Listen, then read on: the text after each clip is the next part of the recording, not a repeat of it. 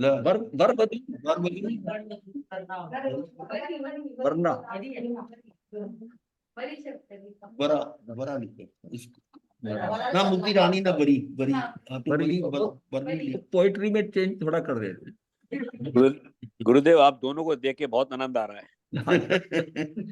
और हमें आप सबको देख के आनंद आता है। चलो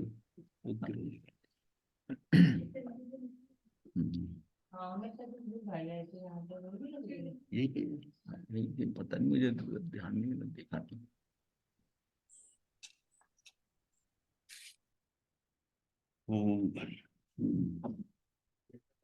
मथेन वंदामी गुरुदेव। एक दो आकुलताएं कम होने से जीव स्वयं को सुखी मान लेता है। ये हम कल करते कि जब जीवन के अंदर ना कहीं थोड़ी सी सुख का समय आता है तो एक दो आकुलताएं की कमी होने से जीव स्वयं को सुखी मान लेता है, परंतु वास्तविक सुख यहाँ नहीं होता। जिसे जीव सुख मान लेता है वह सुखाभास के अतिरिक्त कुछ भी नहीं। मतलब यहाँ पर जो सुख जिसके लिए हम इंद्रियों के जो सुख है वो सुखाभास ही है। जब शरीर के वह सुखाभास के अतिरिक्त कुछ भी नहीं है, और जब ये शरीर के स्तर पर ना होकर चेतना के स्तर पर खड़ा होता है, स्वयं को चैतन्य रूप देखता है, तो इसके आकुलता पैदा होने का कारण ही नहीं रह जाता। कलम ये कर रहे थे, अगर ये सारी आकुलताएं क्या है कि शरीर के स्तर पर जितना भी कर्मों का जितना भी जो है अनुभाग है या अनुभाव है, वो सारा जो इफेक्ट्स हैं जो अनुभव में आ रहे हैं वो शरीर के स्तर पर आ रहे हैं, क्योंकि वो पौद्गलिक पुद्गल को इफेक्ट कर सकता है। और हम अगर उसके साथ हैं तो सारों का वेदन हम करेंगे, और वेदन करते करते कभी वेदना भी आएगी, जैसे वेदना भी आएगी तो उसका सारा वेदन कहाँ होगा, उस शरीर के स्तर पर होगा। और हमारी सेफेस्ट साइड क्या है कि मेरा चैतन्य, मैं अपनी आत्मा में। तो वो जो है ना, उसको जो आत्मा को वो जो चैतन्य जो है वो उसका जो है वहां वो सेफ है सबसे ज्यादा। जैसे घर में सेफ है आदमी, अपने घर में हम कहते हैं ना, है बाहर जाते हैं तो वो सेफ्टी फैक्टर उतना नहीं है जितना घर में है। उसमें कुछ भी हो सकता है, बाहर आपके साथ कैसा भी हो सकता है, और इसलिए बाहर है, बाहर जा रहे हैं। बाहर जाने में ऊर्जा भी खर्च होती है, लेकिन अगर अंदर रहते हैं तो हमारी ऊर्जा हमारे साथ है। और आत्मा को आत्मा के साथ रहने के लिए, और जो उसकी ऊर्जा अगर वो हम पर वहां पर ही हमारी स्थिति हो, तो सारी ऊर्जा हमारी हमारे साथ है। और वो आवश्यक होती है कि जिसमें कि अगर आत्मा का अगर साक्षात्कार करना है तो आपकी पूर्ण ऊर्जा उसमें लगनी चाहिए। जो ऐसे हम चीजें को जैसा देखते हैं ऐसे दिखाई नहीं देगी, क्योंकि उसमें आपकी सूक्ष्मता आनी चाहिए। तो आप उतनी ऊर्जा का, आपकी सारी ऊर्जा जो है वो इकट्ठी करके वहां आती है। यहां तक कहा जाता है कि अपने सारे आत्म प्रदेशों की ऊर्जा पूरा, और उसको सारे शरीर के अंदर भ्रमण करके उस ऊर्जा को एकत्रित करके, और हम कहते हैं कि अनाहत चक्र पर आ जाओ, यानी हृदय चक्र पर, और प्रवेश कर जाओ उस ऊर्जा को लेकर। उतनी ऊर्जा की आवश्यकता होती है। अगर जैसे हम के सहज भाव में बैठे आंखें बंद करके, तो ऐसा ऐसा नहीं है, ऊर्जा वहां चाहिए। उस गहराई के लिए ऊर्जा चाहिए। इसलिए अपनी ऊर्जा को बाहर से बचाना आवश्यक। बाहर की ऊर्जा ऊर्जा जो है, देखिए कोई चीज आपको कुछ भी फ्री नहीं है बाहर, निःशुल्क, मतलब निःशुल्क कुछ नहीं। अगर आपने यहां तक हर चीज की कॉस्ट है, आंख की पल को ऊपर उठाई तब भी ऊर्जा खत्म हो। जितनी बार पल को ऊपर होती है उसको ऊपर लिफ्ट करने के लिए, जैसा ना लिफ्ट का भी बिजली खर्च होती है लिफ्ट में, इस तरह इसमें भी ऊर्जा होती है। जितनी बार आंखें झपक रहे हैं, जितनी बार चल रहे हैं, शरीर कर रहा है, ऊर्जा। जब हम ध्यान साधना करते हैं या आदमी शांत अपने कमरे में बैठा है तो उसका देखिए कि उसको मौन रहते हैं तो उसको ऊर्जा की जरूरत नहीं है ज्यादा। उसका भोजन भी कम हो जाएगा, उसकी रात की नींद भी कम हो जाएगी, क्योंकि हम सारा दिन जो कुछ करते हैं उसकी थकावट के कारण ऊर्जा की जो कमी होती है उसकी भरपाई करनी पड़ती है। उसको हम पुद्गलों को जो कमी आ जाती है उसको बाहर से पुद्गल डालने पड़ते हैं और उसको फिर रिस्टोर करते हैं। और जब ये शरीर के स्तर पर ना होकर चेतना के स्तर पर खड़ा होता है, स्वयं को चैतन्य रूप देखता है, तो इसके आकुलता पैदा होने का कोई कारण नहीं रह जाता। सारी आकुलता व्याकुलता तो हमारी आत्मा से बाहर ही है। आत्मा के स्तर पर ना कोई रोग है, ना किसी का मरण है, ना कुछ आना है, ना कुछ जाना है। जो अपना है वो हमेशा अपना है, जो पर है वो हमेशा पर है। अब सबसे अलग थलग बिल्कुल सेपरेट हो जाते हो। और अगर उसमें जितना ज्यादा उसमें वास करेंगे, जितना उसमें रहेंगे, उतना ही आप देखेंगे कि आपके अंदर जो है ना निर्मलता आती जाए। मतलब आप जितना अंदर जो कमियां हैं उसका परिष्कार करने के लिए आपको सबसे बड़ा साधन यह है कि आप बार बार आत्मा में जाओ। और जितनी बार वहां जाकर बाहर से छूटते हो, उतना आप देखेंगे कि आप में बदलाव आ जाए, बदलाव आ जाए। ऐसा इससे पॉजिटिव एनर्जी अपने से अपने पास जो ऊर्जा है, इससे ज्यादा पॉजिटिव कोई है ही नहीं। उसमें तो आप अगर बाहर कहीं लगाएंगे तो आपकी ऊर्जा लगेगी लगेगी। मतलब आपने तो सारी ऊर्जा को समेट के अपने अंदर ही रखना। देखिए बात है, चैतन्य जो है उसकी जो ऊर्जा है, और उसकी ऊर्जा जो है, एक तो उसके भाव प्राण है 4, और 10 द्रव्य प्राण है। अब वो खर्च जो कर रहे हैं 10 द्रव्य प्राण है, वो भी तो उससे चैतन्य की ऊर्जा है ना। जो उसमें उसमें अनंत वीर है, जो उसके अंदर शक्ति है, वो नेचुरली अगर हम बाहर की वो 10 द्रव्य जो है, द्रव्य में उसमें जो है ये द्रव्य प्राण जो है, अगर उसमें खर्च हो रहा है, तो नेचुरली बात है कि आपको थकावट होगी, आपकी कंसंट्रेशन ही उधर होगी।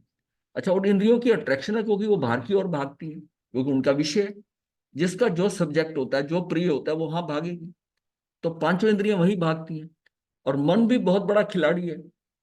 पहले तो उन इंद्रियों से आता है, उससे खेलता है। और आप इंद्रियां बंद कर दो तो वो खुद खेलने लग जाता है। वो खुद खेलने लग जाता है।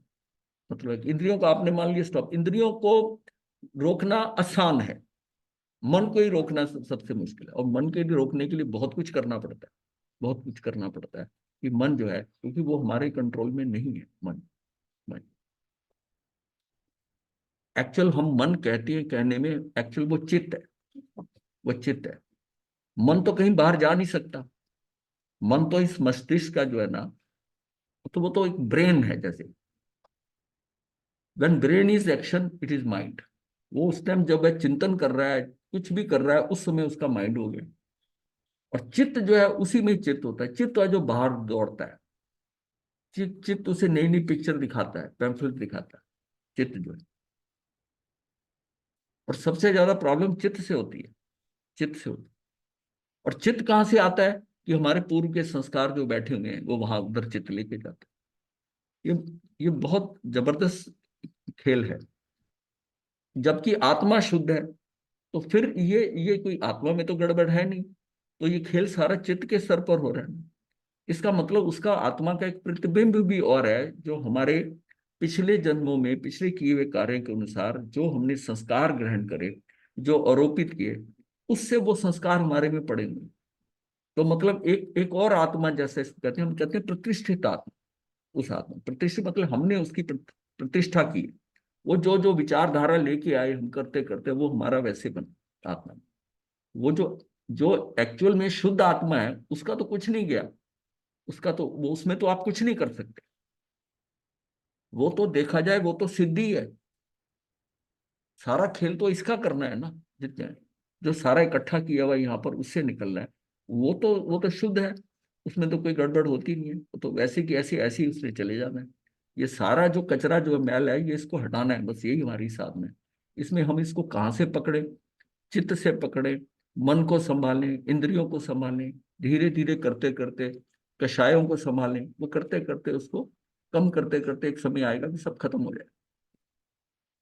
स्वयं को चैतन्य रूप देखना ही तेरी ज्ञान शक्ति को बढ़ाकर पूर्ण कर देगा, और राग द्वेष जनित विकल्पों को हटाकर तुझे शुद्ध कर देगा। मतलब स्वयं को चैतन्य रूप देखना ही तेरी ज्ञान शक्ति को बढ़ाकर पूर्ण कर देगा, और राग द्वेष जनित विकल्पों को हटाकर तुझे शुद्ध कर देगा। मतलब हमारा यही प्रयोग एक है कि जितना हम अपने अंदर में जाएंगे, वो शुद्धता आनी शुरू हो जाएगी। कुछ नहीं करने की बात। आपके अंदर से पूरा परिवर्तन, यानी कि शरीर के पूरे रसायन बदल जाते हैं। जैसे कि ऐसा तू वर्तमान में कर सकता है। ये तेरा अपना चुनाव है कि चाहे स्वयं में तू शरीर रूप देखे, चाहे चैतन्य रूप देखे। अपने को शरीर रूप देखे या चैतन्य रूप देखे। सबसे बड़ी बात है कि अपने को चैतन्य रूप देखे। मतलब जो है ना, 5 समती और 3 गुप्ती, जो तीन गुप्ती है, समति में तो यह है कि सीमा लगा दी कि आपने ये करना है, उसमें तो आप क्रिया कर रहे हैं पांच समितियों में।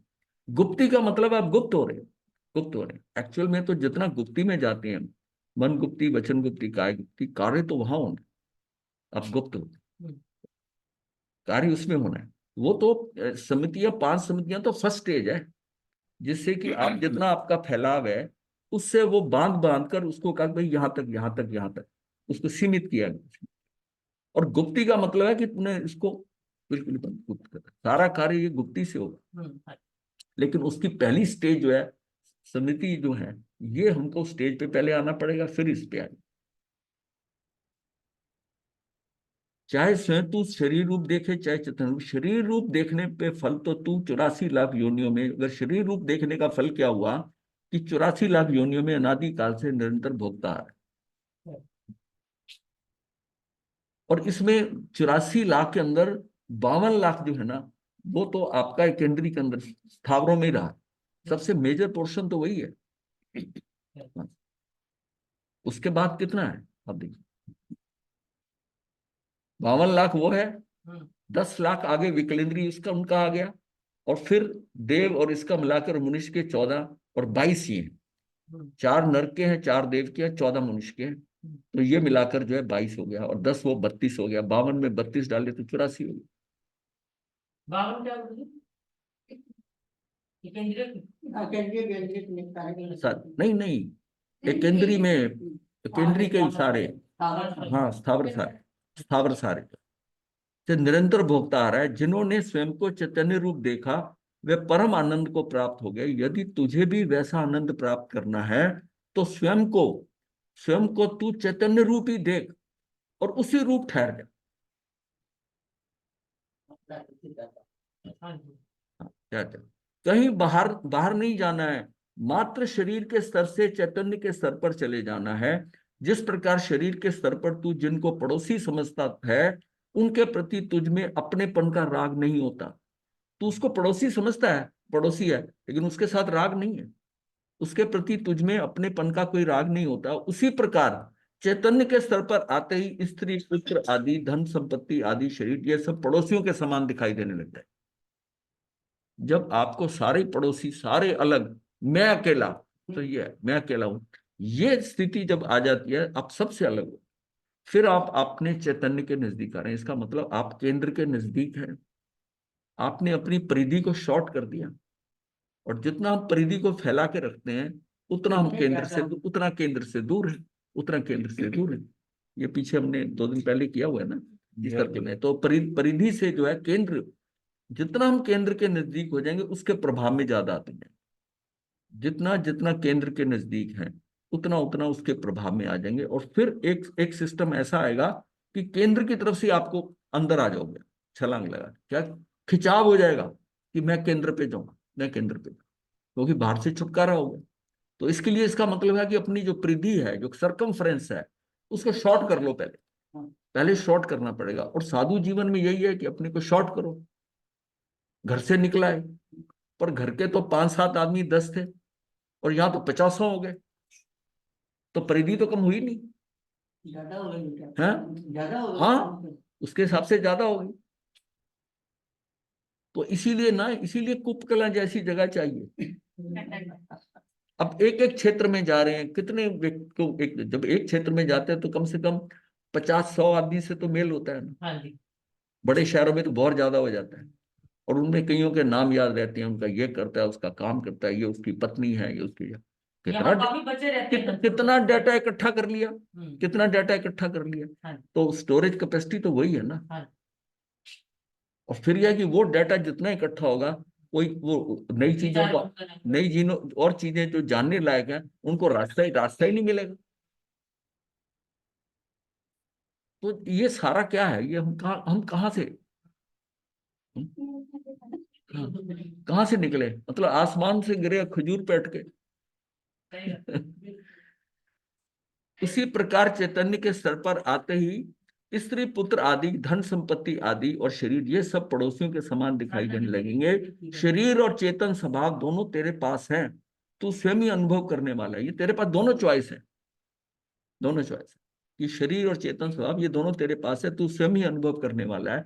शरीर को अपने रूप अनुभव करना तो तुझे आता ही है, क्योंकि ये तो आज तक चलता रहा है, शरीर को अपना शरीर के स्थान पर उसी प्रकार चेतना को अपने रूप अनुभव करना। शरीर के स्तर पर तो तुझे भेद ज्ञान है, दूसरों की चीज को अपना नहीं मानता, वैसे ही भेद ज्ञान चेतना के स्तर पर करना है, ये मात्र तुझ पर ही निर्भर है। उस भेद ज्ञान पूर्वक मात्र स्वयं में रह जाना है, बस इसी से परम आनंद को प्राप्त हो जाए। जैसे आदमी कहता है ना, बाहर इतना मर्जी घूम लिया, तू अपने घर में रह, जो कितना मर्जी घूम के आ जाओ, आपको असली असली संतुष्टि आपको अपने घर में आके होती है। शांति मिलती है आके। इसी तरह ही जो इस शरीर से और सब घूमते हुए, वो जो अपना घर है, चैतन्य जो है, जैसे हम घर में अपना गृहस्थ में सोचते हैं कि अपने घर में आ गए ना तो चैन। बाहर कितना भी बढ़िया हो, बढ़िया बढ़िया होटल हो, बढ़िया घूमने का हो, साइट सीइंग हो, सब कुछ कर लो, लेकिन कुछ दिनों के बाद उब जाओगे और कहोगे मैं वहां मिलता है। ये अंदर ना अभी उभे नहीं हम बाहर से, इसका मतलब है कि अंदर वो कशिश हुई नहीं। एक व्यक्ति बाहर घूमता ही रहता है, वो उसको अंदर आने का भाव ही नहीं हो रहा, अंदर आने का भाव ही नहीं हो रहा। और जब ये एक बार भाव हो जाए और पक्का हो जाए, तो फिर बाहर जाने का कोई सवाल नहीं पैदा। जो भीतर का आनंद है उससे ज्यादा तो कोई आनंद ही नहीं। तो बस इसी से वो आनंद जो है ना, एक्चुअली वो जाना है।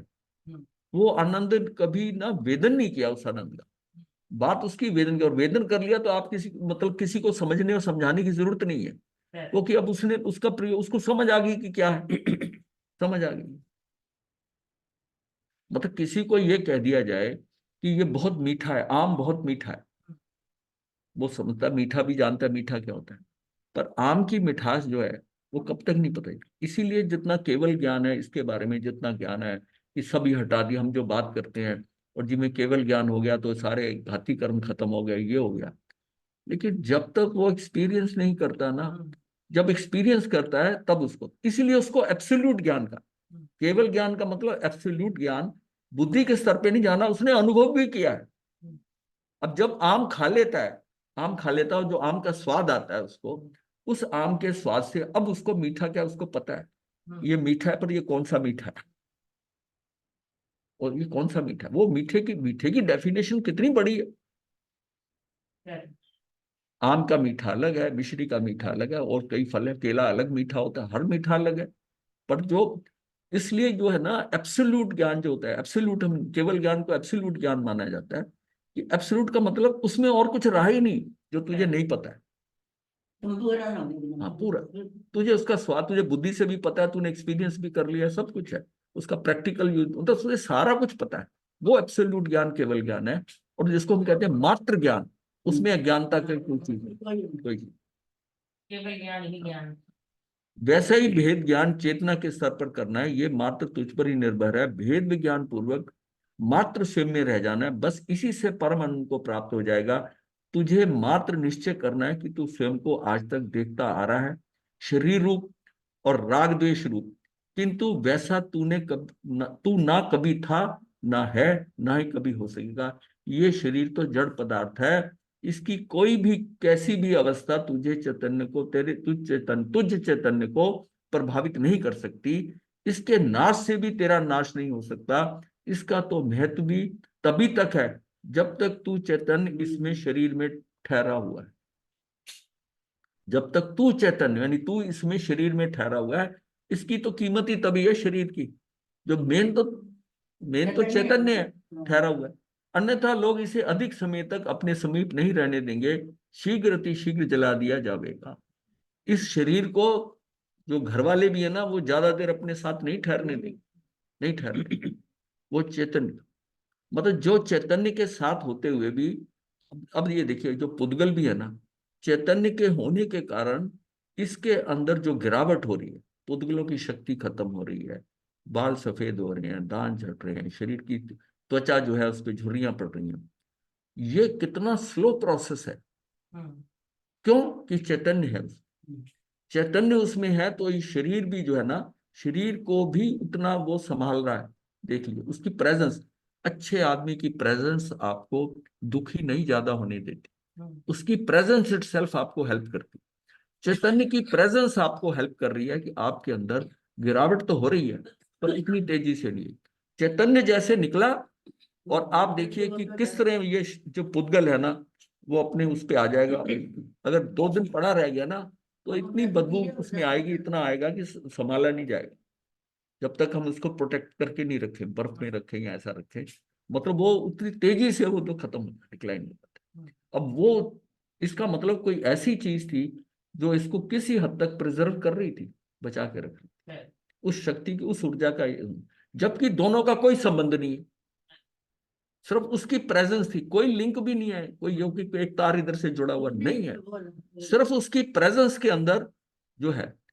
मतलब एक अच्छे व्यक्ति की कंपनी के अंदर बुरा व्यक्ति भी कुछ नहीं कर रहा, बट उसकी प्रेजेंस होने के कारण उसमें भी बदलाव आता है, बदलाव आता है, उसकी प्रेजेंस इटसेल्फ में बदलाव आता है, उसकी फील्ड में वो आ जाता है, उसकी फील्ड में। तो चैतन्य का कितना प्रभाव है कि वो पुद्गल भी जो है ना, वो वैसा नहीं। इसका कोई महत्व नहीं, वास्तव में महत्व तो तेरा है, शरीर का कोई महत्व नहीं है, वास्तव में महत्व तो तेरा है, यानी चैतन्य का है। तुझ चैतन्य तत्व का ही है, अतः चैतन्य का आत्मा का अनुभव भी जरूरी है, शेष सब व्यर्थ है। तू अपनी ऊर्जा इसमें क्यों फंसाएगा, इसमें इसीलिए इसलिए शरीर को जो है ना, वो कैद कहा गया कि ये तू इसमें फंस गया, ये कैद है। और इसीलिए कई जगह ये रोका गया है कि ज्यादा पुण्य मत बांध, नहीं तो सागरों सागरों सागरोपम तक तू महलों में फंस जाएगा, और तेरा मुक्ति उतनी लेट हो जाएगी। मान लिया किसी उच्च देवगति में चला गया, तो कई सागरोपम तक वहां अटक जाए।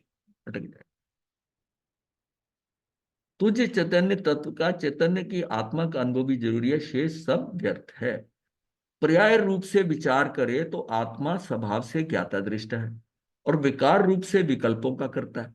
अगर विकार रूप से देखें तो ये विकल्पों का करता है, और वैसे आत्मा का स्वभाव जो ज्ञाता दृष्टा है। इसके अतिरिक्त जीवन मरण, लाभ हानि, संयोग वियोग, बाहरी परिस्थितियां पुण्य पाप के उदय के फलस्वरूप होती हैं। पुण्य पाप रूप कर्म के जो जीव ने अपने विकारी परिणामों से बांधे, विकारी परिणाम मतलब विभाव में गया, तो विकारी परिणामों से बांधे हैं, फल कर्म के अनुसार कर्म के समय पर आते हैं। जैसे फल कर्म क्या, कि जैसे वो उदय में आएंगे उसका फल आएगा, अनुभाग आएगा, जो भी अनुसार कर्म के समय पर होते हैं। ये जीव उन कर्म के फलों को अपना कार्य मानता है, और मानता है कि मेरे करने से होते हैं। उन कर्म के फलों में अनेक प्रकार के विकल्प करता है, कर्म फल को अपने रूप अनुभव करता है, उनमें इष्ट अनिष्ट पने का विकल्प करता है, और उन विकल्पों को अपने ऊपर लाद कर अपने ही आप को दुखी सुखी बना देता है। ये कर्म पुद्गल हैं, ये मेरे है ही नहीं, ये मेरे हो नहीं सकते, कभी भी नहीं हो नहीं सकते। और ये जो है, जो कुछ भी ये बंधे हैं, ठीक है, मेरे से मेरे द्वारा बंधे हैं क्योंकि भाव, लेकिन मैं बांधने वाला नहीं, बांधने वाला नहीं। मतलब ये कर्म भी जो है ना, इसका मैं ज्ञाता दृष्टा, मतलब बात वो फंडामेंटल ये है कि अपने आप को ज्ञाता दृष्टा मतलब कर्म का कर्ता भी नहीं मानना। ये भी उसका मिथ्या, अगर हम समझते हैं कि मैंने ये किया है, ये भी है, नहीं किया, तूने नहीं किया, तू ज्ञाता दृष्टा। ये बात समझ में आती है। कर्ता हम तब मानते हैं जब मैं शरीर के साथ जुड़ता हूं।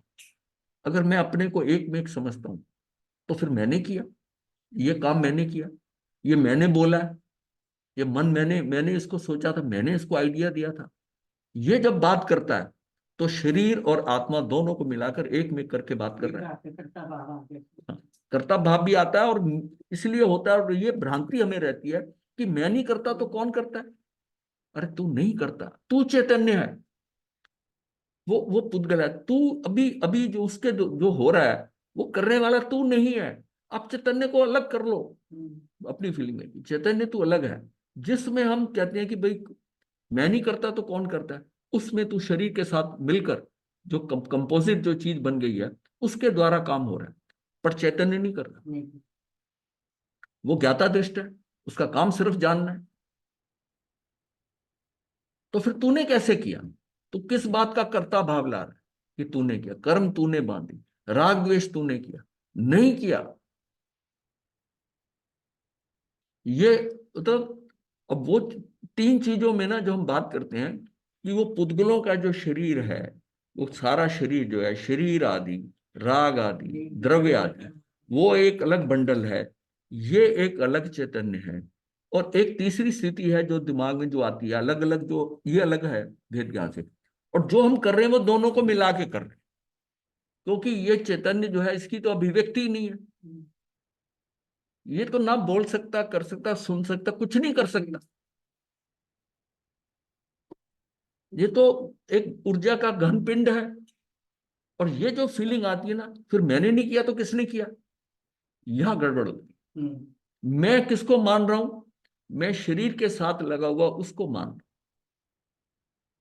और अगर मैं उसको मानूं जो चैतन्य है, शरीर तो मेरा है नहीं। ये तो भूल है ना। ये फंडामेंटल यहां से यहां भूल हो रही है कि उसका जब क्रेडिट डिस्क्रेडिट जब बात कर रहे हैं, मैंने किया, मैंने उसको बोला, मैंने उसको कहा, जब ये कह रहे हैं उस समय हमारी गड़बड़ हो रही है।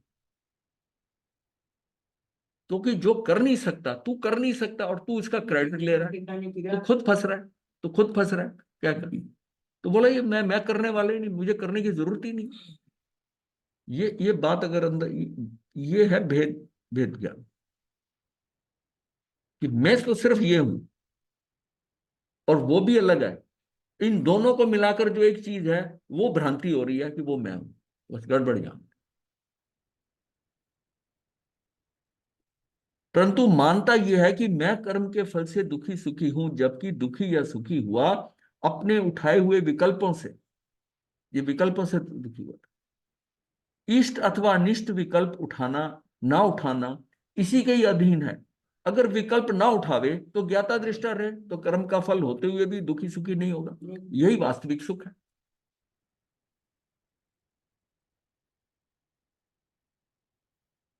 कर्म के फल को सुख दुख का कारण मानता है, इसलिए उनको ठीक करने की चेष्टा करता है। कर्म के फल को सुख दुख का कारण मानता है, इसलिए उनको ठीक करने की चेष्टा करता है, जो उसके अधीन नहीं है। कर्म तो जो बंधे हैं वे अपने समय पर फल देंगे ही। अगर ये उनमें इष्ट अनिष्ट विकल्प ना उठावे तो इसने फल नहीं लिया। उसके क्यों तो बदलने की कोशिश करते। ठीक है, अब उस अज्ञानता में हुआ है तो हुआ है, पर मैंने नहीं किया, आकुलता नहीं हुई, नया बंध भी नहीं हुआ। अतः ये दूसरे की वजह से दुखी या सुखी नहीं है, अपने विकल्पों के कारण सुखी दुखी है। विकल्पों के अभाव में ज्ञाता दृष्टा रहे तो वास्तविक सुख है। अब बताइए कोई दुख है? ना, कुछ नहीं होता। फिर आप कुछ नहीं, कोई दुख है? उसको दुख कैसे हो सकता है? ये तो हम मानते हैं, जब है ना माने तो। तीन कार्य एक साथ हो रहे हैं। एक कर्म का कार्य हो रहा है, लाभ हानि सुख दुख संयोग वियोग जीवन मरण मनुष्य देव नारकी तरेंचपना स्त्री पुरुष नपुंसकपना बाहरी वातावरण आदि सब। दूसरा है इन कर्मकृत कार्यों में विकल्पों का करना, भूतकाल के कार्यों का विकल्प, भविष्य काल के विकल्प, वर्तमान के विकल्प। और तीसरा क्या है, ज्ञान का कार्य है, जाननपना, ये जो है ना, ज्ञाता दृष्टापना। तीन कार्य साथ ही हो रहे हैं। एक एक काया की क्रिया हो रही है, क्रिया जो कर रही है, एक उसका उसके मन में शरीर के कार्य हो रहे हैं ना, ये जो है ना तीसरा ज्ञाता पता, वास्तव में ये मैं हूं, ज्ञाता दृष्टा, जिसका काम सिर्फ जानना है। और मतलब त्रिकाल से जानना हो रहा है। ये जानना जो है एक समय के लिए बीच में रुका नहीं है। हाँ, सब भी जानते हैं।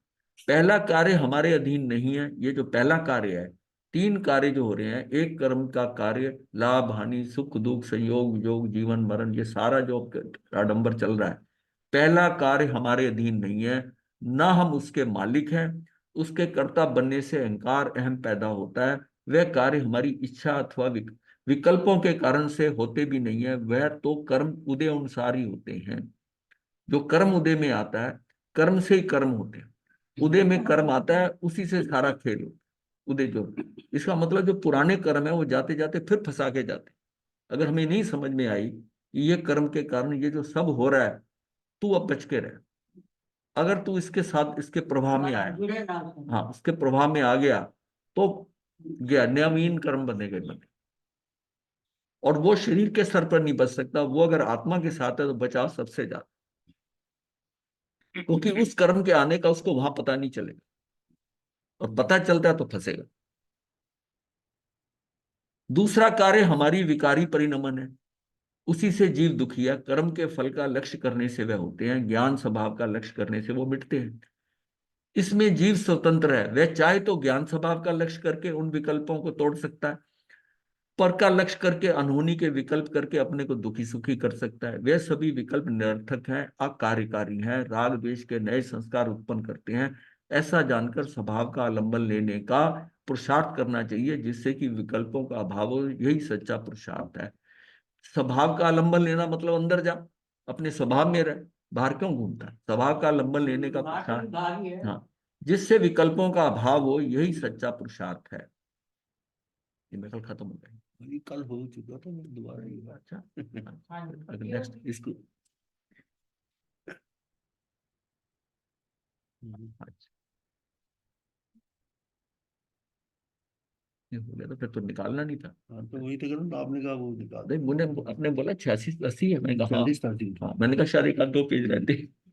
हाँ, मुझे नहीं याद के हाँ, नहीं, हाँ, ये भी कर लिया था, हाँ, शुरू हो गया था। अच्छा, ये भी शुरू हो गया था, एक ये पेज भी हो हो गया था।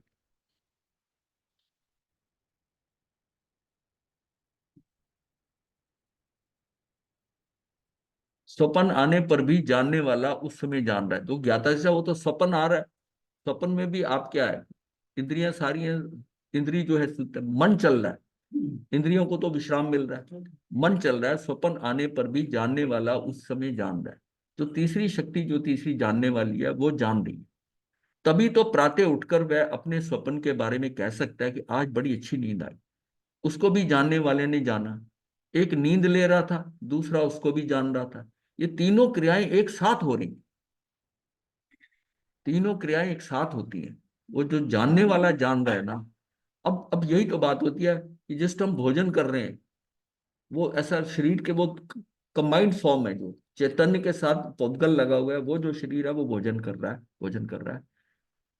अगर उस समय भाव हो कि मैं भोजन नहीं कर रहा, ये भोजन कर रहा है, मैं तो भोजन इसको करते हुए देख रहा हूं, तो तब आपका मतलब है कि आप अपने चैतन्य में हो, आप समझ रहे हो कि मैं इसके साथ मिलकर भोजन नहीं कर रहा।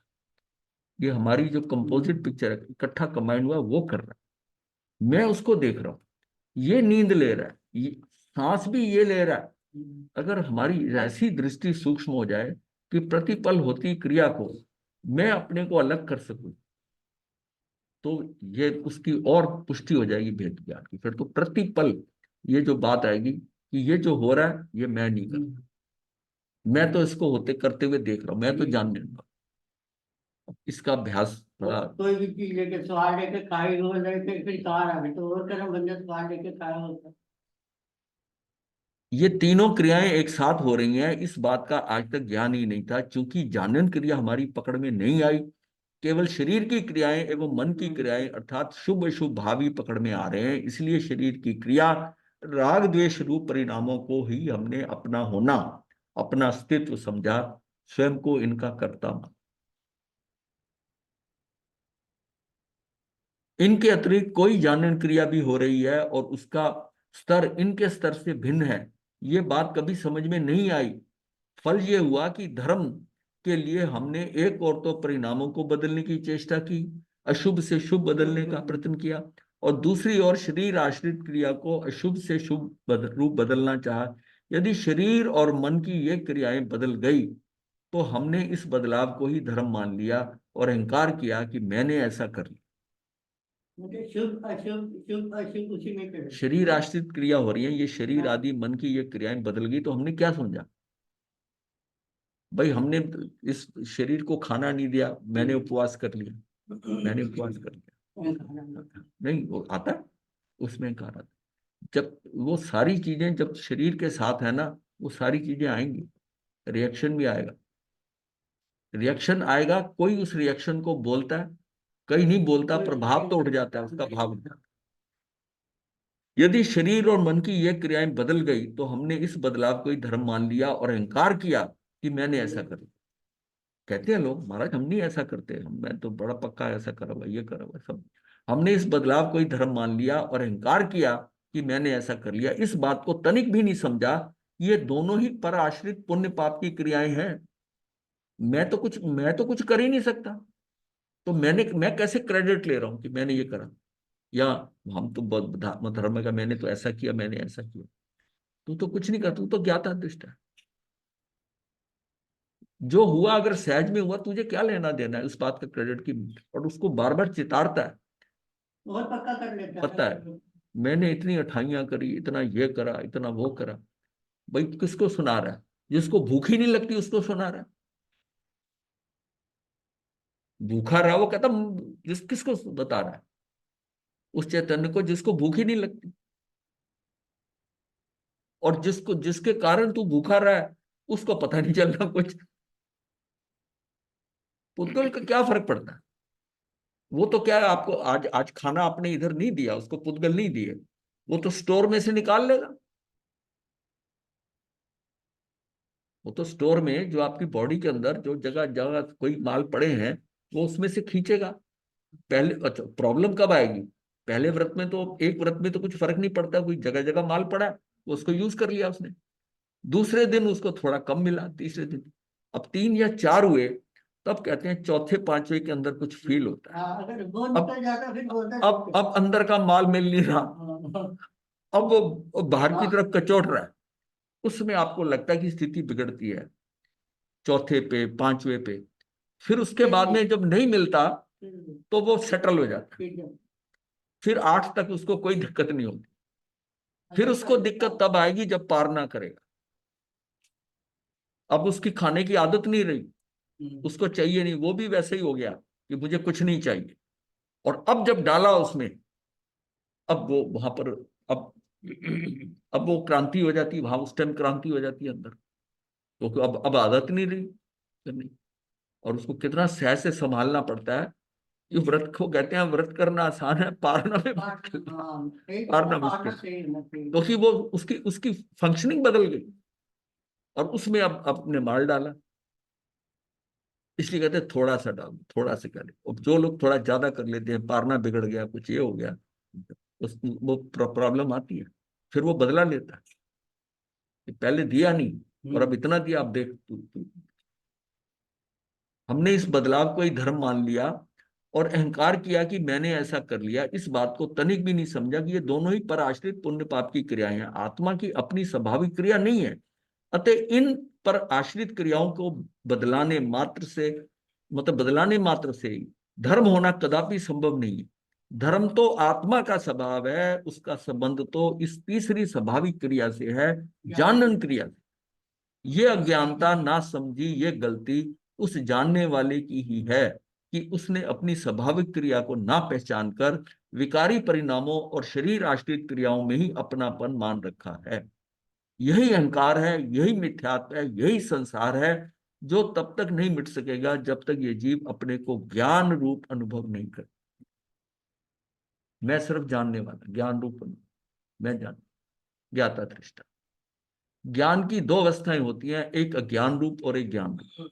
जब ये अपने को नहीं जानता, तब पर पद में विकारी भावों में अपनापन मानता है। यही अज्ञान रूप अवस्था है। जब ये अपने को चैतन्य रूप जानता है, तब पर में अपनापन नहीं रहता। यही ज्ञान रूप अवस्था है। अतः आत्मज्ञान का उपाय शुभ शुभ भावों और क्रियाओं को बदली करना नहीं है। बड़ी इंपॉर्टेंट लाइन है कि आत्म ज्ञान का उपाय शुभ शुभ भावों और क्रियाओं को बदली करना नहीं है, परंतु अपने को बदली करना। उन क्रियाओं को और भावों को नहीं बदली करना, अपने को बदली करना, अर्थात अपने को चैतन्य रूप जानना है, जिससे शुभ भाव रहे या शुभ भाव रहे, परंतु उनमें अपनापन नहीं हो। अपनापन तो अपने चैतन्य स्वभाव में ही हो, उसी में ही हो, चैतन्य स्वभाव में। जो जीवात्मा पुण्य क्रिया, पूजा पाठ, दर्शन शास्त्र अध्ययन, दान आदि भाग के नाम पर जाप करने को ही धर्म मार्ग मानता है, उनसे मुख्यतः पुण्य का बंध होता है, जिससे अधम गति से बचकर अच्छी गति मिल जाती है, परंतु उससे कषाय का नाश नहीं होता। जब इनको धर्म मान लेते हैं, तब वास्तविक धर्म की खोज का पुरुषार्थ बंद हो जाता है। अब उन्हें कोई धर्म मान लिया जो क्रिया करे, तब वास्तविक धर्म की खोज का पुरुषार्थ बंद हो जाता है। वह समझता है कि वह धर्म में लगा हुआ है, जबकि मात्र कुछ पुण्य का बंद होता है, अर्थात ये गलत मार्ग है। अब जो कुछ नहीं करता, जो कुछ नहीं धर्म के बारे में जानता, वो बैठता है, उसको धर्म बड़ी जल्दी समझ आएगा। जो कुछ करता है और समझता है कि मैं धर्मात्मा हूं, मैं धर्म में कर रहा हूं, उसको ये जल्दी समझ में नहीं आया। उसको ये आता नहीं, ये कर रहा है, ये मैं कर रहा हूँ, ठीक कर रहा हूँ, नहीं, तो उसको सब लगता है कि जाता मैं जो कर रहा हूँ क्या गलत कर रहा हूँ, इतने इतने सालों से करता है, इतने संतों ने बताया, इतने लोगों ने बताया, ये कोई नई चीज है क्या? मतलब है, वो उसको एक्सेप्ट नहीं करता क्योंकि वो पहले से भरा हुआ है। नहीं आता हाँ, समय अपने को ही नहीं जो आएगा। खाली है, जिसने कभी कुछ नहीं किया, तो बिल्कुल विपरीत ही चल रहा है। अब देखा कि विपरीत वाले कितनी जल्दी पलटते, चाहे वो सैनिक राजा ले लो, चाहे वो अर्जुन माली ले लो, चाहे अंगुली माल ले लो, जितने भी केसेस में सिर्फ एक कच्छुक माल ले लो, एक प्रवचन सुना बदल गया, एक प्रवचन सुना अर्जुन माली दीक्षित ले ली, एक वार्तालाप हुआ वो बदल गया, बदल गया, वो बदल गया, जिस मतलब उसको एक्सेस योग है। अब प्रदेशी राजा कितना फंसा हुआ था उल्टा, एक ज्ञानी से मिला, उनसे मिला जो है चार ज्ञान के धारक और केशवा, और उसके कारण उनका परिवर्तन हो गया। हालांकि उसको उनको समझाना भी, इससे कंपैरिजन करके देखो उनको, केशी मां कितना केशी स्वामी को जरूरत पड़ी ज्यादा, कितने प्रश्न कितने घुमा घुमा कर वो करके, क्योंकि उसमें कुछ भरा हुआ था, पर वो प्रयोग कर रहा था, वो प्रयोग करके उसकी खोज थी पाने की कि आत्मा है कि नहीं है, आत्मा का वजन है कि, वो सारे उसके डाउट थे, पर वो उस खोज में लगा हुआ था। नहीं तो आम आदमी खोज में कौन लगता है, जिसको हल्का संदेह हो कि ये है कि ये है, आत्मा है कि नहीं है, मतलब ये तो उसको क्लियर था ना। तब उसमें कितना परिवर्तन आया प्रदेशी राज।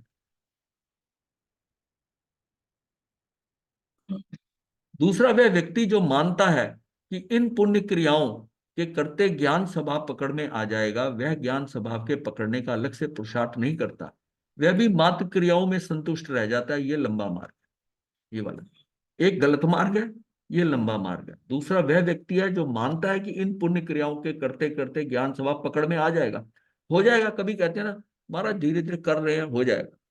वह ज्ञान स्वभाव के पकड़ने का अलग से पुरुषार्थ नहीं करता, वह भी मात्र क्रियाओं में संतुष्ट रह जाता है। ये लंबा मार्ग है, ये ऊपर वाला मार्ग था, ये गलत मार्ग था, ये गलत मार्ग था। तीसरा, वह व्यक्ति है जो प्रारंभिक अवस्था में भेद विज्ञान के लिए उन्हीं क्रियाओं को माध्यम बनाकर शरीर आत्मा के भेद विज्ञान की भावना को पुष्ट करता है, मजबूत करता है, जिससे कि उपयोग पर्याय का आश्रय छोड़कर द्रव्य स्वभाव पे आता।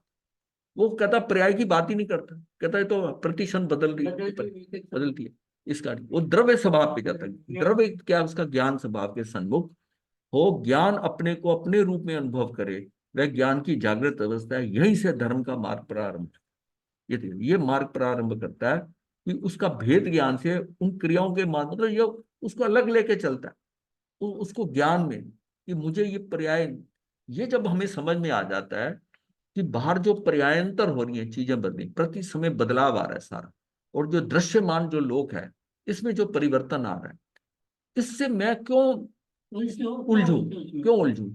ये तो व्यवस्था में जैसा पड़ा, ये तो बदल रहा है, व्यक्ति बदल रहे हैं, वस्तुएं बदल रही हैं, परिस्थितियां बदल रही हैं, उससे तू सुखी दुखी हो रहा है, इससे तुझे कुछ नहीं होना, इसको तू बिल्कुल इग्नोर करके तू अपने में देख, अपने में देख। जब हम अपने में रुक जाते हैं, वो व्यवस्थाएं सारी उसकी तरफ से ध्यान नहीं देगा। लेकिन अगर उनके तरफ हम देख रहे हैं तो वहां पर तब है, क्योंकि वो बाहर ये जो दृश्यमान है ना, ये सारा गड़बड़ कर रहा है, ये सारा है, यहाँ की ये रंग अच्छा है, ये ऐसा, जहां जहां दृष्टि जा रही है क्रिया प्रतिक्रिया क्रिया, एक तो उसकी स्थिति के कारण है, एक वो ऐसा कर रहा है, उसको देख के लगता है गलत कर रहा है, सही कर रहा है अपनी मान्यता के अनुसार, क्योंकि मेरे अंदर जो मान्यता पड़ी है उसके अनुसार तो कार्य हो नहीं रहा, उसके अनुसार हो रहा है तो मैं सुखी होना शुरू हो जाता हूँ, उसके कारण नहीं हो रहा मैं दुखी होना चाहता हूँ। तुझे क्या लेना देना बाहर क्या हो रहा है? तेरे घर में तू अपने घर में सुखी है ना, तो बाहर जितना सारा ये आडंबर लोक के अंदर हो रहा है, जो कुछ हो रहा है, इसमें तुझे क्या लेना दे? तो सबसे छूटना पड़ेगा।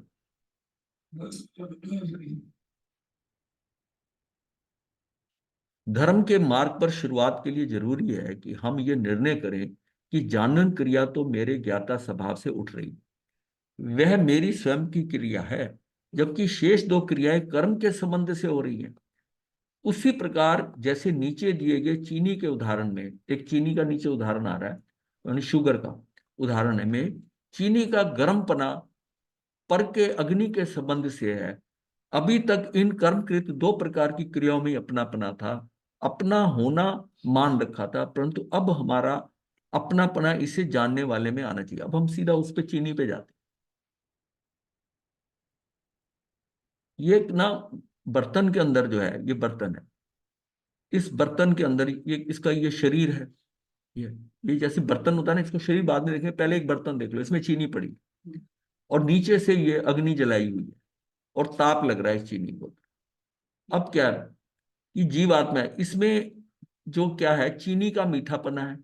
बर्तन जो है गर्म हो रहा है, गर्मपना चीनी पर आरोपित हुआ है, ये गर्म है। ये प्रोसेस जो है फिजिकली हमको दिखाई दे रहा है भौतिकता में कि चीनी मीठापना है, इस बर्तन बर्तन है, उसमें चीनी है, नीचे आग जली हुई है, उससे वो गर्म हो रहा है और गर्मपना चीनी, और चीनी भी गर्म हो रही है, चीनी भी गर्म हो रही है। मान लीजिए एक बर्तन में चीनी है और आग पर रखा है, चीनी गर्म हो रही है, वहां पर चीनी में एक साथ दो बातें पाई जाती हैं। एक मीठापना तो चीनी का अपना है, जबकि गर्मपना अग्नि के संबंध से आया है, बाहर से आया, संबंध से आया। यद्यपि गर्म तो चीनी हुई, तथापि गर्मपना चीनी का अपना नहीं है, अग्नि का है, उसका अपना नहीं है। और फिर गर्म पने के अभाव में चीनी का अभाव भी नहीं होता, मतलब गर्म पने का अलग कर दो उसको, तो वह गर्म पने के अभाव में चीनी का अभाव भी नहीं होता। अतः गर्म पना चीनी का स्वभाव नहीं हो सकता। गर्म पना चीनी के अस्तित्व से अलग है, बर्तन भी चीनी के अस्तित्व से अलग है। चीनी का अस्तित्व मात्र मीठे पने में, चीनी का अस्तित्व जो है वो मीठे पने में है। अब ये बात अगर समझ में आ जाती है तो इसको यहां पर है कि ये बर्तन जो है ना, ये बर्तन आप अपना शरीर समझ ले रहे हो, और ये जी और उसमें जाननपना क्या है, शरीर का ये वाला है। कषायपना जो है, अब यहां पर है अग्नि की बजाय मोह कर्म आ गया। मोह कर्म से इसको जो है ना, कषायपने का उद्भव जो है उसे राग द्वेष आ गया, इसमें राग द्वेष आदि भाव हो गया। राग द्वेष भाव जो है वो बाहर से आया उसके ऊपर, और ये शरीर भी अलग है, ये भाव ये भी अलग है। और जीव आत्मा का ये जाननपना है, जाननपना है। ये जाननपना वैसे जैसे उसका मीठापना था चीनी का। अब ये अगर सब हटता है तो जीव का अपना जाननपना है। तो ये इससे हम ये समझते हैं कि ये जो बाहर आरोपित हो रहा है, ये जो गर्मी आ रही है बाहर से, वो वैसी है जैसे मोह कर्म के कारण हमारे अंदर ये राग द्वेष आते आते। और वो हमारे नहीं है, हमारे सब भाई के लिए नहीं है ना वो नहीं है। वो जिस तरह ये अग्नि जो है बाहर से आई है, ताप कर रही है, उसको ताप चीनी को गर्म कर रही है, इसने जो गर्मी दी है हमको, ये कषायपना हो गया, ये बाहर से आया हुआ है। फिर तूने क्या किया? तूने थोड़ी किया, ये बाहर से आया, आरोपित हुआ है तेरे ऊपर, आरोपित हुआ है। तू तो अपना जीवात्मा जाननपना हो रहा है। ये बाहर का जो चेंज हो रहा है, कि गर्मी के कारण हुआ या ये कार्मिक स्थिति के अनुसार मोह कर्म आ गया, ये भी अग्नि का काम कर रहा है, ये भी अग्नि का काम कर रहा है। और ये इस तरह से, अब इसको आगे फिर जब करेंगे ना, तो अब क्या है कि चीनी का गर्मपना पर के अग्नि के संबंध से अभी तक इन कर्मकृत दो प्रकार की क्रियाओं में ही अपनापन था, अपना होना मान रखा था। परंतु अब हमारा अपनापना उसे जानने वाले में आना चाहिए। अपनापना का आएगा जानने वाला, जानने वाला। तो वो तो बाहर से आरोपित है सारा। जैसा अपनापना, जैसा एकत्व शरीर आश्रित क्रिया विकारी परिणामों में है, वैसा अपनापना, वैसा एकत्व इनकी बजाय जानन क्रिया में आना चाहिए। मेरा अपनापन जिस किसी के ऐसे घटित हो जाता है, उसे वास्तव में ऐसा अनुभव होता है कि चलते हुए भी वो चलने वाला नहीं है। वो चल रहा है पर वो चलने वाला नहीं है, चलने की क्रिया का मात्र जानने वाला हूं। मरते हुए भी मैं मरने वाला नहीं हूं, अपितु मरण को केवल जानने वाला हूं। लोभादिक होते हुए भी मैं लोभादिक का करने वाला नहीं। इसी प्रकार क्रोध होते हुए भी मैं क्रोध रूप नहीं, बल्कि उसका मात्र जानने वाला हूं। मैं क्रोध नहीं कर रहा, मैं क्रोध कर ही नहीं सकता, बल्कि मात्र जानने वाला हूं। दया करुणा आदि परिणाम होते हुए भी मैं ना तो उन रूप हूं, ना उसका करने वाला हूं, अपितु उनको जानने वाला हूं। केवल जान मेरे मेरे पास जैसे चीनी में मीठापना है ना, मेरे पास जाननपना है। चीनी को चाहे बाहर से गर्म कर दो, कुछ कर दोगे, जब कोई ठंडा, उसकी मिठास वही रहेगी। वो अब नजर आता है कि ये गर्म है, चीनी गर्म हो गई, चीनी गर्म हो गई। चीनी गर्म होके क्या, वो तो चाशनी टाइप भी हो जाती है, गर्म हो जाएगा, थोड़ा पानी डल जाए, लेकिन वैसे भी चीनी गर्म होने के बाद गर्म हो जाती है, थोड़ी फैल जाती है, लेकिन उसका मीठापना तो रहेगा ना, मीठापना रहेगा। बस इसी तरह ही हमने समझना जो बाहर की चीजें हैं आ रही हैं वो मेरे अंदर उसका कोई प्रभाव नहीं है। वो मैं वहां से हटूंगा तो मैं तो सिर्फ जाननपना है मेरा। चीनी के हिसाब से उसको बताने की कोशिश की। इसके आगे एक कंपैरिजन आता है, उसमें ज्यादा समझ में आए। दृष्टांत अनुसार यहाँ चीनी के मीठेपन की जगह जीव का ज्ञाता स्वभाव है। गर्म पने के स्थान पर जीव के राग द्वेष आदि भाव है। बर्तन की जगह शरीर है, अग्नि के स्थान पर मोहनी कर्म है। अब ये उसका कंपैरिजन बिल्कुल हो गया कि कैसे दृष्टांत की भांति आत्मा में भी जाननपना है और राग द्वेष शुभ अशुभ भाव एक साथ होते हुए भी जाननपना तो स्वयं आत्मा चेतना का ही। जबकि राग द्वेष वस्तुतः मोहनी कर्म के संबंध से आ रहे। राग द्वेष के अभाव में भी आत्मा का अभाव नहीं होता। मतलब चीनी का मीठापना कम नहीं हुआ, गर्म कर दिया ठंडा कर दिया, चीनी का मीठापन तो रह गई और इसका आत्मा का भाव नहीं होता। इसलिए राग द्वेष आत्मा में होते हुए भी आत्मा के स्वभाव नहीं हो सकते। वो चीनी का स्वभाव गर्म होना नहीं है। आत्मा का स्वभाव तो जाननपना मात्र है जो आत्मा में सदा काल विद्यमान रहता है। जाननपना या गायकपना ही स्वयं को जानने वाला है, परंतु अनादि काल से वह वो गायक जो है ना वो स्वयं को ही ज्ञान रूप अनुभव ना करके राग द्वेष रूप अनुभव कर रहा है। वो जो उसको बाहर की गर्मी मिल रही है ना उसी रूप ही अनुभव कर रहा है, अपने को ज्ञान रूप अनुभव नहीं कर रहा। अरिहंत देव उसी को संबोधित करते हुए कहते हैं, हे जीव, राग द्वेष रूप तू नहीं है, शरीर रूप भी तू नहीं है, ना तू बर्तन है ना तू वो अग्नि है, शरीर रूप भी तू नहीं है, तू तो मात्र चैतन्य है। वो चीनी की तरह वो जो मीठापना है चीनी के अंदर ना, ऐसे ही तेरे आत्मा का जाननपना है, तू मात्र वही है।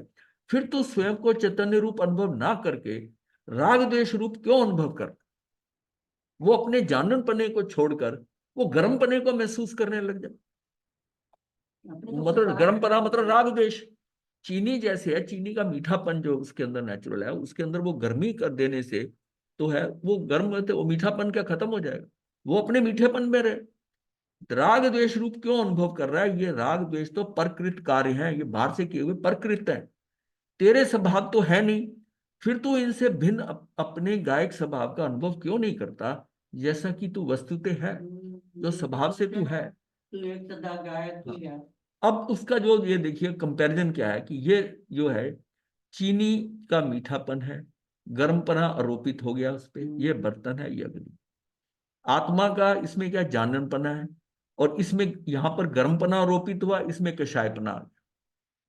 किस लिए आया? मोह कर्म के कारण। यह अग्नि जली है या मोह कर्म है, इससे कषायपना आ गया और ये शीतल ये जाननपना। अब दोनों का कंपैरिजन है। मीठापना चीनी का अपना है, ठीक है, और आत्मा में जाननपना ज्ञाता स्वभाव उसका अपना है। चीनी में गर्मपना अग्नि के संबंध से आया, आत्मा में कषाय का उद्भव राग द्वेष से आया। गर्मपने के अभाव में चीनी का अभाव नहीं है, और गर्मपना आ गया है तो चीनी का अभाव थोड़ी हो गया। राग द्वेष के अभाव में आत्मा का अभाव नहीं। अतः गर्मपना चीनी का स्वभाव नहीं है, राग द्वेष कषाय आत्मा का स्वभाव नहीं है। गर्मपना चीनी के अस्तित्व से अलग है, राग द्वेष आत्मा के अस्तित्व से अलग है। बर्तन भी चीनी के अस्तित्व से अलग है, शरीर भी आत्मा के अस्तित्व से अलग है। चीनी का अस्तित्व मात्र मीठेपने में है, आत्मा का अस्तित्व मात्र जाननेपने में है। मतलब चीनी के अस्तित्व मात्र मीठेपने में है, जिसके अभाव में चीनी का अभाव है। मतलब मीठापना का अभाव हो जाएगा तो चीनी का अभाव है। और यहां क्या है कि आत्मा का तो अभाव होना नहीं है, तो इसका मतलब जाननपना रहेगा। तो यहां पर जो है ये दोनों के कंपैरिजन में देखिए कि जब कहते हैं क्रोध मान, भाई तू बाहर के से प्रकृति से क्यों तू इससे दुखी हो रहा है? ये तेरे तेरे अंदर अगर बाहर जैसे चीनी गर्म हो गई है, उसका मीठापन तो है ना, तेरा जाननपना है। और फिर जाननपना है, बर्तन भी तू नहीं है, इसका मतलब शरीर भी तू नहीं है। और ये जो कर्म आ रहे हैं, इन कर्मों से तेरे अंदर जो राग द्वेष आ रहा है, ये भी तेरा नहीं है। तेरे में तो सिर्फ जानपना। वो उसको जाननपने को चीनी के हिसाब से जल्दी समझ आ जाएगा। चीनी सबने खाई लिया, मीठा भी पता है। ये इससे इससे समझ आता है कि कैसे जानन क्रिया को कैसे पकड़े। पहले पूर्व कथित तीनों क्रियाओं के एक दूसरे से भिन्न, फिर मात्र जानने पने में अपनापन एकत्व तदात्म में स्थापित करके करना आवश्यक है।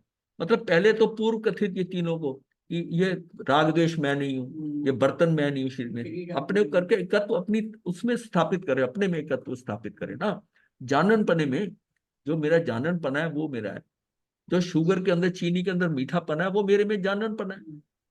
यहाँ जाननपने के संबंध में ये सुचारू रूप से समझ लेना चाहिए कि जो जानने का कार्य हो रहा है वो कर्म सापेक्ष, जो जानने का कार्य हो रहा है वह कर्म सापेक्ष आक्षमिक ज्ञान का है, अधिक कम होता है। अब ये हो गया कि जो जानन का कार्य है ना, आत्मा में जानन परा तो है, लेकिन ये कर्म सापेक्ष क्यों हो गया? इसका इफेक्ट कर्म का क्या आया कि शायपशमिक ज्ञान है, अधिक कम हो सकता है।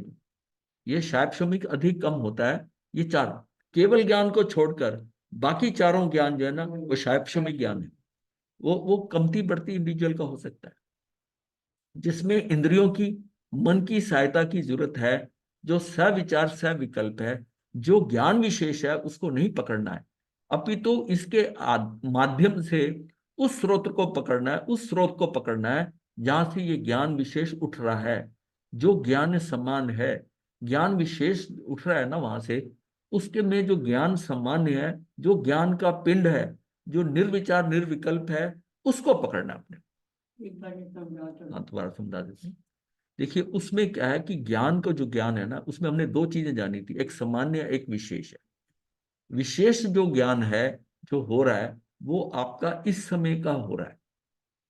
किसका हो रहा है? ये शिवक्षम के कारण जितना ज्ञान उसमें आ रहा है, जैसा आ रहा है, ये उसका ज्ञान विशेष है। क्यों? ये बदल रहा है, ये उसकी ये विशेष है। इसका सामान्य क्या है? सामान्य वो है जो इसका रॉ मटेरियल है, जहां से वो विशेष उठ रहा है।